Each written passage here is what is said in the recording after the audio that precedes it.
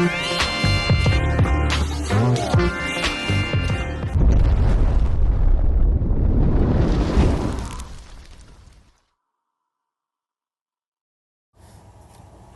everyone and welcome to the Cubanas TV, a news channel that keeps you updated on everything going around in the country.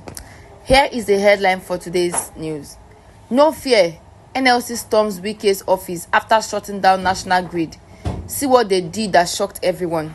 Listen to the news in full. The ongoing strike led by the Nigerian Labour Congress, NLC, and the Trade Union Congress, TUC, escalated today with significant disruption in Federal Capital Territory, FCT. The Joint Union Action Committee, JUASAC, effectively shut down the main entrance to the Federal Capital Territory Administration, FCTA, blockade that prevented employees from accessing their workplace. This action is part of a broader strike by the national labor unions, primarily driven by unresolved disputes over wage adjustments and working conditions. The strike began nationwide, has now significantly affected the FCT administrative operation, with potential to disrupt various government functions across the city. At the minister's gate, confusion and frustration were palpable as workers were turned away. Union leaders strictly enforced the strike orders, ensuring no entry or exit from premises. The atmosphere was one of halted activity and growing tension among employees who were unsure of when they might return to work. JUAC President Comrade Rifkatu Lotia was resolute in her stance, stating that the blockade would continue until the authority addressed the union's demands satisfactorily. She instructed FCTA and FCDA workers to remain at home in compliance with the strike guidelines, emphasizing the seriousness of the union's position.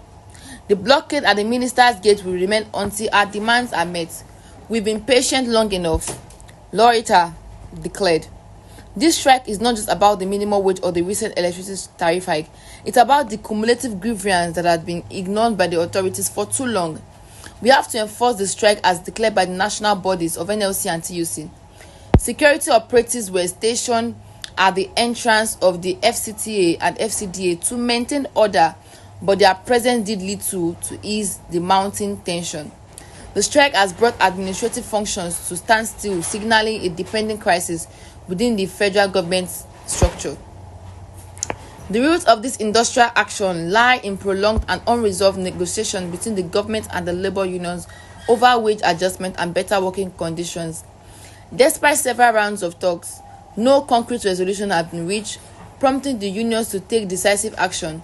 The addition of an electricity tariff hike to the list of grievance has only intensified the workers' dissatisfaction and resolve. The current situation is cumulative of long-standing issues.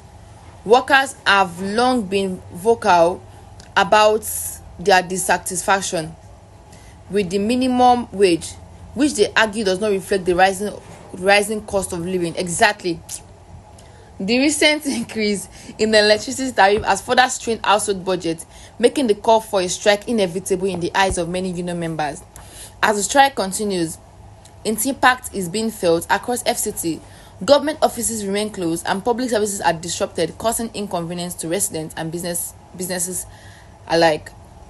The strike reach extends beyond FCT, with reports of similar disruption in other parts of the country as the nation's strike gains momentum. The response from the authorities has been one of the conscious engagement. Effort to negotiation and find a middle ground have been ongoing, but so far, these have not yielded the desired results. The government challenge lies in balancing fiscal constraints with the legitimate demand of its workforce, a task that has been proven increasingly difficult. In the meantime, the FCT administrative paralysis serves as a stark reminder of the broader socio-economic issues at play. The strike is not just a call for better wages, it's a demand for fair treatment and acknowledgement of the workers' contribution to the nation's development. As the blockade at the minister's gate continues, the ripple effects of the strike are being closely monitored by stakeholders across various sectors. Business dependent on government operations are bracing for continued disruption, while ordinary citizens hope for a swift resolution to restore normalcy. On today's news, we can see that the strike approved by the NLC for the purpose of increment in minimum wage and tariff has become a bigger issue, coupled with the fact that FCT minister's office was closed down and workers were denied access into the working environment. They insisted the blockade that no one would go in or come out. According to the news, we see that the workers are not just shouting about the increment in their wages or the increment in tariff, but also they're making it known to us that it is beyond that. Nigerian workers are complaining that they are not treated well and they are not recognized for the job well done. They believe that they are contributing majorly to the Nigeria economy, and yet they get paid in a little way and they are not recognized. They also stated that the electricity tariff has affected other things in the household, making life more difficult for them, and they are calling on the federal government to do something about it, unless they will stand their ground on the strike till they resolve it. This is the news for today. Don't forget to subscribe to the Cubanas TV, like this video, comment on this video, and don't forget to share. See you soon. Bye.